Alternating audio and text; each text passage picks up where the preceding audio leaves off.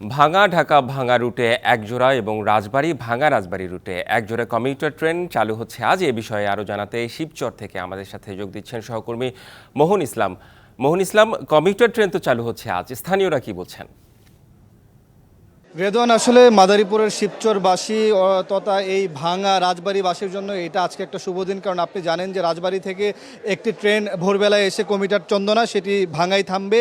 সে ভাঙা থেকে 7টার পরে কিন্তু আপনার ভাঙা কমিটার যাবে ঢাকায়, যেটা সকাল 9টার মধ্যে পৌঁছে যাবে। অর্থাৎ মানুষজন যেন সকাল আপনার রাজবাড়ি ভাঙা শিবচরে মানুষজন ঢাকায় অফিস করে বাড়ি ফিরতে পারে, সেই সুযোগে কিন্তু রেলওয়ে করে দিচ্ছে। এখানে আপনি দেখতেই পাচ্ছেন আমার সাথে এলাকার অনেক মানুষ যুক্ত হয়েছেন। এখানে রেলমন্ত্রী আসবেন এবং এখানে উদ্বোধন করবেন, স্থানীয় লোকজন আছেন। আমরা তাদের সাথে একটু কথা বলে জানবো আসলে তাদের প্রতিক্রিয়া কি, তারা আসলে কতটুকু সফল পেতে পারেন। আমাদের সঙ্গে এই স্থানীয় একজন চেয়ারম্যান রয়েছেন, আপনি আমাদেরকে যদি জানান যে আসলে কতটুকু সুফল এই কমিউটার ট্রেনের মাধ্যমে আপনারা পাবেন।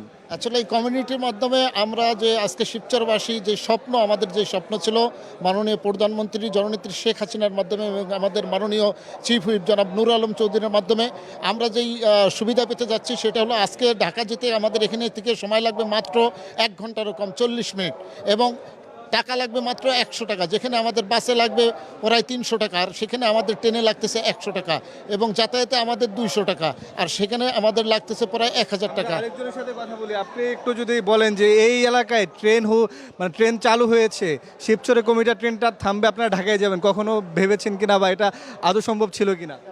কখনো ভাবি নাই। এটা হইলো জননেত্রী শেখ হাসিনা আমাদের লিটন চৌধুরীর কারণে আমাদের দিন কপাল কতদিন উন্নত হয়েছে সেটা ভাষায় বুঝাইতে পারবো না।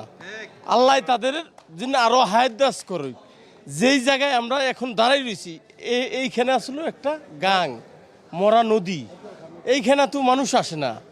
আর তাদের উছিলে আজকে আমরা কোথায় দাঁড়াইছি সেটা একমাত্র আল্লাহ জানে। এটা হলো স্বপ্ন আমাদের। আসলে রেদওয়ান, যেমনটা শুনছিলেন স্থানীয় লোকজন কিন্তু বলছিলেন যে শিবচর তথা মাদারীপুরের লোকজন ট্রেনে চড়বেন, এটা আসলে তাদের কল্পনার বাইরেই ছিল, কিন্তু সেটা বাস্তবে সম্ভব হয়েছে। মোটা দাগে বলতে গেলে কালকে থেকে ট্রেন চালু হলে বাণিজ্যিকভাবে এলাকার মানুষ যথেষ্ট সুফল পাবে বলে কিন্তু তারা জানাচ্ছিলেন। রেদওয়ান, জি, স্থানীয়দের কথা শুনেই মনে হলো তারা অনেক খুশি। আপনাকে ধন্যবাদ মোহন ইসলাম।